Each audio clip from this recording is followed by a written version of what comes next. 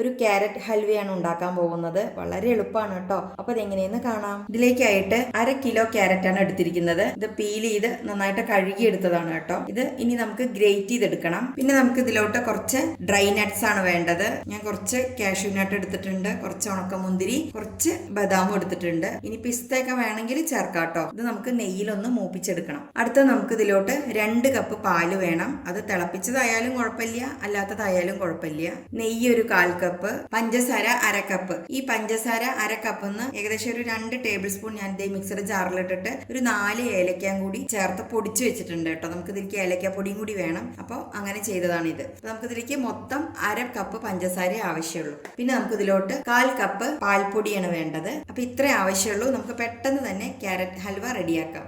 ഒരു കാര്യം വിട്ടുപോയി, ഒരു നുള്ളു ഉപ്പ് കൂടി ചേർക്കണം കേട്ടോ. ആദ്യം നമുക്ക് ക്യാരറ്റ് ഒന്ന് ഗ്രേറ്റ് ചെയ്തെടുക്കാം.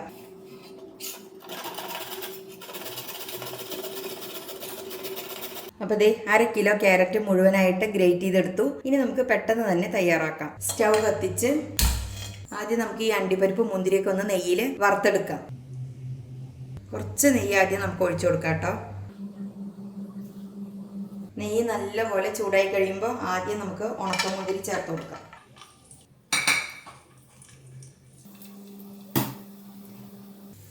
ഇത്രയും മതി.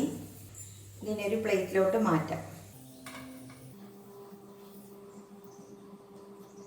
ഇനി നമുക്ക് കാഷ്യൂ നട്ട് ചേർത്ത് കൊടുക്കാം.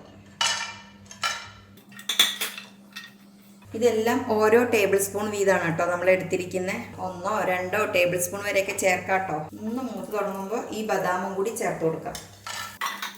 ഇത്രയും മതി. ഒരു ബ്രൗൺ കളറായി തുടങ്ങി, കണ്ടില്ലേ കാഷ്യൂ നട്ടൊക്കെ. ഇതിനി ഈ പാത്രത്തിലോട്ട് തന്നെ മാറ്റാം. ഇതിലിപ്പോൾ നമ്മൾ ഒരുപാട് നെയ്യ് ഒഴിച്ചിട്ടില്ല കേട്ടോ. ഇത് ജസ്റ്റ് ഒന്ന് പൊരിച്ചെടുക്കാനുള്ള നെയ്യ് മാത്രമേ എടുത്തിട്ടുള്ളൂ. ഇനി നമുക്ക് ഇതിലോട്ട് ബാക്കി നെയ്യ് ചേർത്ത് കൊടുക്കാം.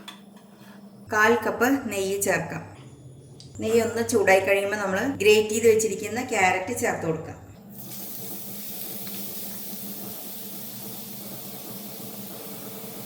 ഇനി നമുക്ക് ഈ നെയ്യിൽ കടത്തിയിട്ട് ഇതൊന്ന് മൂപ്പിച്ചെടുക്കണം കേട്ടോ. ഏകദേശം ഒരു 2-3 മിനിറ്റ്, അതിൽ കൂടുതൽ വേണ്ട. അതായത് ഈ ക്യാരറ്റ് ഒന്ന് സോഫ്റ്റ് ആയി കിട്ടുന്നതാണ് വരെ. ക്യാരറ്റ് ആയത് കാരണേ പെട്ടെന്ന് തന്നെ അത് കുക്കായി വരും. ഒരുപാട് വേവൊന്നും ഇല്ലല്ലോ. അപ്പൊ ഈ നെയ്യ് ചേർത്തിട്ട് നമ്മൾ ഏകദേശം ഒരു 3-4 മിനിറ്റ് ഇതുപോലെ ഒന്ന് ഇളക്കിക്കൊണ്ടേ ഇരിക്കണം. അപ്പോൾ ദേ 2-3 മിനിറ്റ് നന്നായിട്ട് നെയ്യിൽ മൂപ്പിച്ചെടുത്തിട്ടുണ്ട് കേട്ടോ. അപ്പം നമ്മുടെ ക്യാരറ്റ് ഒന്നങ്ങ് സോഫ്റ്റ് ആയി വന്നിട്ടുണ്ട്. ഇനി നമുക്ക് ഇതിലോട്ട് 2 കപ്പ് പാല് ഒഴിച്ചു കൊടുക്കാം. ഏകദേശം ഒരു പാക്കറ്റ് പാല് കേട്ടോ, അങ്ങനെ എടുത്തോളൂ. അതായത് 1/2 ലിറ്ററിന്റെ ഒരു പാക്കറ്റ് പാല്. 1/2 ലിറ്റർ എടുക്കുകയാണെങ്കിൽ ഇത് ഇത്രയും കൂടെ ബാക്കിയുള്ളൂ, കണ്ടില്ലേ, കുറച്ചുകൂടെ ഉള്ളൂ. നമുക്ക് ഇതുകൂടി വേണമെങ്കിൽ ചേർക്കാം. ഞാനിപ്പോ ചേർക്കുന്നില്ല. നിങ്ങൾ വേണമെങ്കിൽ 1/2 ലിറ്റർ എടുത്തോളൂ. കുറച്ച് പാല് കൂടിയത് കൊണ്ട് കുഴപ്പമൊന്നുമില്ല കേട്ടോ. ഇനി നന്നായിട്ടൊന്ന് ഇളക്കി കൊടുക്കാം. ഒപ്പം തന്നെ നമുക്ക് ഈ 1/2 കപ്പ് പഞ്ചസാര കൂടി ചേർക്കാം. ഇതിലത്തെ കുറച്ച് നമ്മൾ ഏലക്ക പൊടിക്കാൻ എടുത്തിട്ടുണ്ട് കേട്ടോ. അത് ലാസ്റ്റേ ചേർക്കുന്നുള്ളൂ ആ ഏലക്കപ്പൊടി. അപ്പോൾ 1/2 കപ്പ് പഞ്ചസാര ചേർത്ത് കൊടുക്കും. വീണ്ടും നന്നായിട്ടൊന്ന് മിക്സ് ചെയ്ത് കൊടുക്കുക. നല്ല കളറുള്ള ക്യാരറ്റ് ആണെങ്കിൽ നല്ല ഭംഗിയായിരിക്കും കേട്ടോ അത് ഉണ്ടാക്കി കഴിയുമ്പോഴേ. ഇനി കളർ ഇല്ലാത്തതാണെങ്കിൽ നമുക്ക് ഫുഡ് കളറൊക്കെ വേണമെങ്കിൽ ചേർക്കാം. നമ്മുടെ സാധാരണ ഈ റിസപ്ഷനും പാർട്ടികൾക്കൊക്കെ കണ്ടിട്ടില്ലേ, ഈ ഐസ്ക്രീമിന്റെ കൂടെ നമുക്ക് ഈ ക്യാരറ്റ് ഹൽവ കുറച്ച് തരും. അതിലൊക്കെ ചെറുതായിട്ടൊക്കെ കളറൊക്കെ ആഡ് ചെയ്യും കേട്ടോ അവര്. ശരിക്കും അതിന്റെ ആവശ്യമില്ല. നല്ല ക്യാരറ്റ് ആണെങ്കിൽ നല്ല കളറും ഉണ്ടാവും കേട്ടോ. അപ്പോൾ ഇതിനി കുറുകി ഇങ്ങനെ വറ്റി വരണം കേട്ടോ. അപ്പൊ അതുവരെ നമുക്ക് വെയിറ്റ് ചെയ്യാം. ഇടയ്ക്കിടയ്ക്ക് ഇളക്കി കൊടുക്കണം കേട്ടോ, അതാരും മറക്കരുത്. അപ്പൊ ചെറുതായിട്ടൊന്ന് പാലൊക്കെ ഒന്ന് കുറുകി വന്നിട്ടുണ്ട്. ഈ ടൈമിൽ നമുക്ക് നമ്മളിവിടെ പൊടിച്ചു വെച്ചിരിക്കുന്ന ഏലക്കപ്പൊടി ഉണ്ടല്ലോ, അത് മുഴുവനായിട്ട് ചേർത്ത് കൊടുക്കാം. ഒപ്പം നമ്മളിവിടെ എടുത്തു വെച്ചിരിക്കുന്ന 1/4 കപ്പ് പാൽപ്പൊടി കൂടി ചേർത്ത് കൊടുക്കാം. ഇത് കട്ട കെട്ടണ്ടെന്ന് കരുതിയിട്ടാട്ടോ ഞാനിങ്ങനെ നടുക്ക് ഇങ്ങനെ ഒന്ന് കുഴിച്ചിട്ട് ഇട്ട് കൊടുത്തത്. പാൽപ്പൊടി ആയത് കാരണം ചിലപ്പോൾ കട്ട പിടിക്കാനുള്ള ചാൻസ് ഉണ്ട്. ഇനി വീണ്ടും നല്ലപോലെ അങ്ങ് വറ്റിച്ചെടുക്കാം. ഒപ്പം നമുക്ക് ഒരു പിഞ്ച് ഉപ്പ് ചേർക്കാട്ടോ. മധുരമുള്ള സാധനമല്ലേ, അപ്പോൾ നമുക്ക് കുറച്ച് ഉപ്പ് ചേർക്കാം. നമുക്ക് കുറച്ച് ഫുഡ് കളർ ഒന്ന് ചേർത്തി നോക്കിയാലോ. നിർബന്ധമില്ല കേട്ടോ, വേണമെങ്കിൽ ചേർത്താൽ മതി. ഞാൻ ലേശം ചേർക്കാന്ന് വെച്ചിട്ടാട്ടോ, ഒന്ന് ഡാർക്കായി കിട്ടുമല്ലോ, ഫോട്ടോയ്ക്കൊക്കെ നന്നാവും. റെഡ് ഫുഡ് കളറാട്ടോ ചേർക്കുന്നത്. യെല്ലോ ആണെങ്കിൽ യെല്ലോ ചേർക്കാം. ഞാനിപ്പോ റെഡ് ആണ് ചേർത്തിരിക്കുന്നത്. വളരെ കുറച്ച് ചേർത്തിയാൽ മതി കേട്ടോ. എപ്പോഴും ഈ കളറൊക്കെ ചേർക്കുമ്പോൾ നല്ല ബ്രാൻഡിന്റെ വേണം ചേർക്കാനായിട്ട്.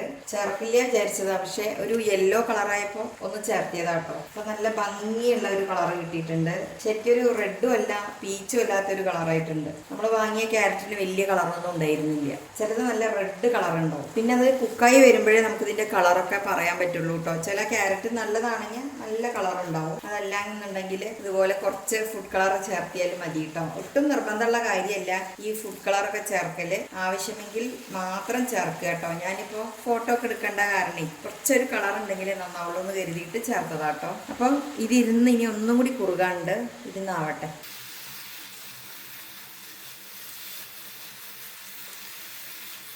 അപ്പോൾ ദേ പാലൊക്കെ നന്നായിട്ട് വറ്റി കഴിഞ്ഞു കേട്ടോ. എന്നതിന് ശേഷം ഇതുപോലെ ഇങ്ങനെ തട്ടിപ്പരത്തി വെക്കുക. ആ നെയ്യിൽ ഇങ്ങനെ കിടന്നിട്ട് ചെറുതായിട്ടൊന്നിങ്ങനെ മൂത്ത് വരാനുണ്ട് കേട്ടോ. അപ്പോഴാണ് അതിന്റെ കറക്റ്റ് ടെക്സ്ചറിലേക്ക് ആവുള്ളൂ. അപ്പൊ നമുക്കിനി ചെറിയ തീയിലിട്ടിട്ട് കുറച്ച് നേരം ഏകദേശം ഒരു 5-8 മിനിറ്റ് ഇതുപോലെ വെക്കാം. എന്നിട്ട് ഇടയ്ക്കിടയ്ക്ക് ഒന്ന് ഇളക്കി കൊടുക്കണം കേട്ടോ. ആ എണ്ണയൊക്കെ അങ്ങനെ തെളിഞ്ഞ് ഇങ്ങനെ വരണം. അതാണ് ഇതിന്റെ ഒരു പാകം. അപ്പൊ അതുവരെ ഒന്ന് വെയിറ്റ് ചെയ്യാം, ഒന്നാവട്ടെ. അപ്പൊ ദേ ഇത് റെഡി ആയി കഴിഞ്ഞു. ഏകദേശം ഒരു 5-8 മിനിറ്റ് ഇങ്ങനെ ചെറിയ തീയിൽ നമ്മളത് വീണ്ടും ഒന്ന് റെഡിയാക്കി എടുത്തിരിക്കുകയാണ് കേട്ടോ. ഇനി ഒന്ന് ഇളക്കി കൊടുക്കാൻ വേണ്ടിയില്ലേ. അപ്പോൾ കറക്റ്റ് ടെക്സ്ചറിലായിട്ടുണ്ട്. അതുപോലെ ഞാൻ കുറച്ച് ജിലേബി ഫുഡ് കളർ ഇല്ലേ, റെഡ് കളർ, അത് ചേർത്തിയിട്ടുണ്ട് കേട്ടോ. അതുകൊണ്ടാണ് നമുക്ക് ആ കറക്റ്റ് ആ കളർ കിട്ടിയിരിക്കുന്നത്. നമ്മൾ ഈ പാർട്ടികളിലൊക്കെ പോകുമ്പോഴേ നമുക്ക് ഐസ്ക്രീമിന്റെ കൂടെ കിട്ടില്ലേ, അതേ ടെക്സ്ചർ ആയിട്ടുണ്ട് കേട്ടോ. അപ്പോൾ കറക്റ്റ് കളറും എല്ലാം അതുപോലെ ആയിട്ടുണ്ട്. ഇനി ഏറ്റവും ലാസ്റ്റ് നമ്മളിവിടെ ഫ്രൈ ചെയ്ത് വെച്ചിരിക്കുന്ന ഡ്രൈ നട്ട്സ് ചേർത്ത് കൊടുക്കാം. ഇനി വീണ്ടും ഇതെല്ലാം കൂടെ ഒന്ന് മിക്സ് ചെയ്ത് കൊടുക്കും. ഇത്രയേ ഉള്ളൂ കേട്ടോ. നമ്മുടെ വീട്ടിൽ വല്ല ഫംഗ്ഷനൊക്കെ വരുമ്പോഴേ ഈ ഐസ്ക്രീം ഒക്കെ വാങ്ങുകയാണെങ്കിൽ അതിന്റെ കൂട്ടത്തിൽ ഇത് കുറച്ചിട്ട് കൊടുക്കാൻ നല്ലതാണ്. അതല്ലാതെ കഴിക്കാനും നല്ലതാണ് കേട്ടോ. മധുരമൊക്കെ ഇഷ്ടമുള്ളവർക്ക് ഒത്തിരി ഇഷ്ടാവും. അപ്പൊ ഇനി നമുക്ക് സ്റ്റൗ ഓഫ് ചെയ്യാം. ഇതേ കണ്ടില്ലേ, നല്ല ഭംഗിയായിട്ട് കിട്ടിയിട്ടുണ്ട്. ഒന്ന് കഴിച്ചോക്കട്ടെ കേട്ടോ. ഞാൻ പൊതുവേ ഒരു മധുരപ്രിയയാണ്. എല്ലാം പെർഫെക്റ്റ് ആട്ടോ. പുറത്തുനിന്ന് കഴിക്കില്ലേ നമ്മള്, അതിനെക്കാട്ടിലും ടേസ്റ്റ് ആട്ടോ നമ്മൾ വീട്ടിലുണ്ടാക്കുമ്പോഴേ. മധുരമൊക്കെ പാകാണ്. ഇനി പോരാ തോന്നുന്നവർക്ക് കുറച്ചും കൂടി ഷുഗർ ഒക്കെ ചേർക്കാം കേട്ടോ. എനിക്കിപ്പോ പാകാണ്. 1 കിലോയ്ക്ക് 1 കപ്പ് പഞ്ചസാര. അപ്പൊ ഇത്രയേ ഉള്ളൂ. എല്ലാവരും ഒന്ന് ഉണ്ടാക്കി നോക്കിയിട്ട് ഫീഡ്ബാക്ക് ഒക്കെ അറിയിക്കണേ. വീണ്ടും നല്ല നല്ല റെസിപ്പിയുമായി വരുന്നത് വരേക്കും ബായ്.